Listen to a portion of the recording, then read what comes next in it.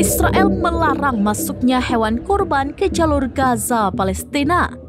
Hal itu membuat ratusan ribu keluarga di jalur Gaza kehilangan kesempatan untuk berkurban dan merayakan Idul Adha 1445 Hijriah 2024 Masehi.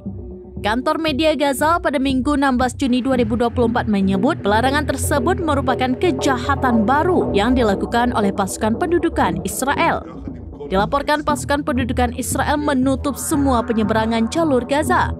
Tidak hanya itu, tapi juga penutupan penyeberangan perbatasan Rafah dan penyeberangan Kerem Shalom. Kantor Media Gaza menyebut larangan masuknya hewan kurban itu sebagai pelanggaran hak asasi manusia dan pengabaian total terhadap nilai-nilai kemanusiaan dan Islam.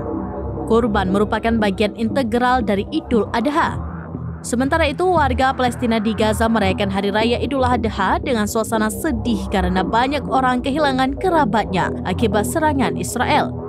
Zarifah Ashhor, seorang wanita lanjut usia Palestina, mengatakan kepada Al Jazeera dari kehancuran di Deir el-Balah bahwa Idul Adha tahun ini jauh berbeda dibandingkan tahun-tahun sebelumnya.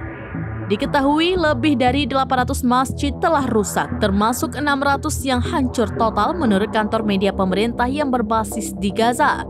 Di antaranya adalah Masjid Agung Omari di Kota Tua yang merupakan masjid tertua di Gaza. Secara total setidaknya 137.297 bangunan. Lebih dari separuh bangunan di jalur Gaza telah hancur akibat kampanye pemboman Israel.